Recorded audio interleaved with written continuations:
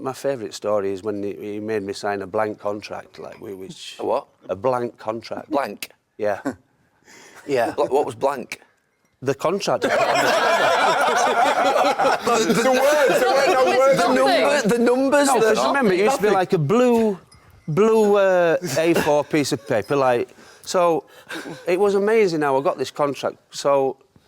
You were in the first team at this stage? No, yeah. I'd played in the first team, so I'd done my YTS, and your first year's pro was a non-negotiable £100 a week contract. The letter came to your digs.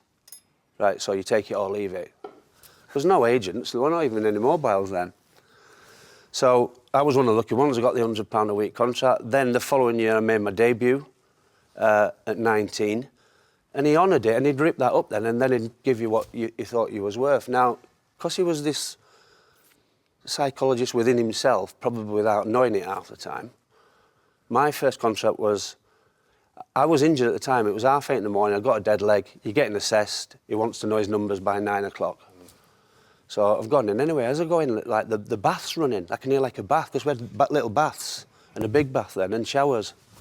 And the bath's running, and you know, the taps are still running. Right. So I pops my head in the bathroom, and he's in the bath. The gaffer's in the bath.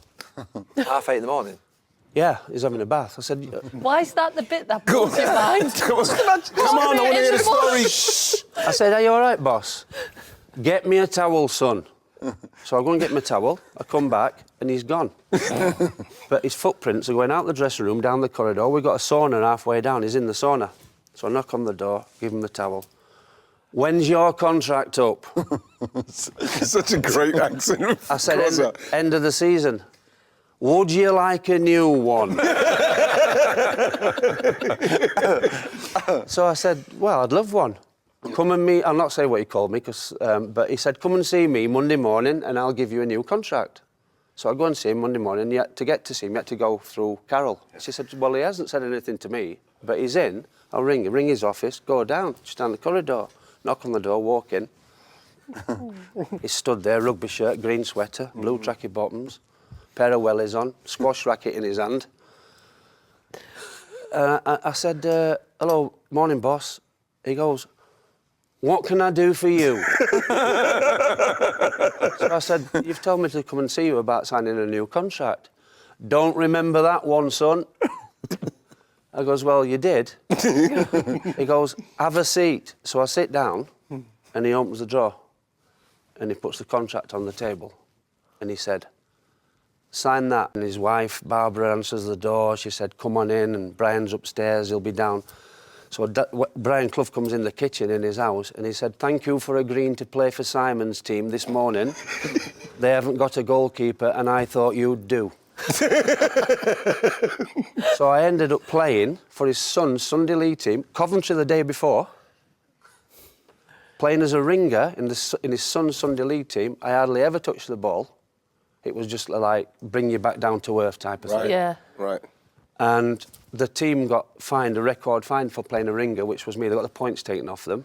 They got fined 50 quid, and Cloughie took the 50 quid out of my way. Did you have some good nights out together?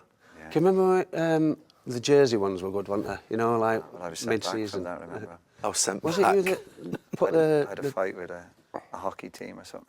The full team? There was a few of them, yeah. I'm sure it was you. Remember, He sent me back from Jersey. Yeah. There was an incident in the bar, yeah. I was obviously Did like one my of own the business. team has to get a... Something signed, yeah. Signed. Someone threw a drink over me. Yeah. Why, because you wouldn't sign it? No, because I'd already signed something from them, and I just said, how many do you need? Oh. And they threw a drink over me. Then What happened next? I said, that's unacceptable. Yeah,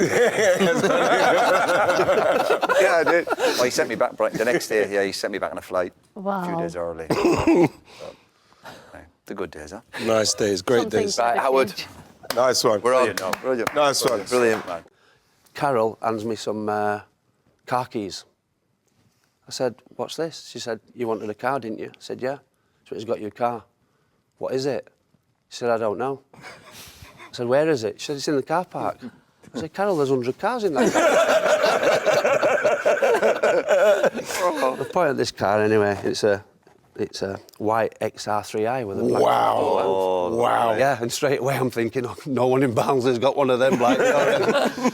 So I point at the car's flashing, and the flashes, and so I've got that car, go back in. I said to Carol, oh, thank the gaffer. He said, here's your contract.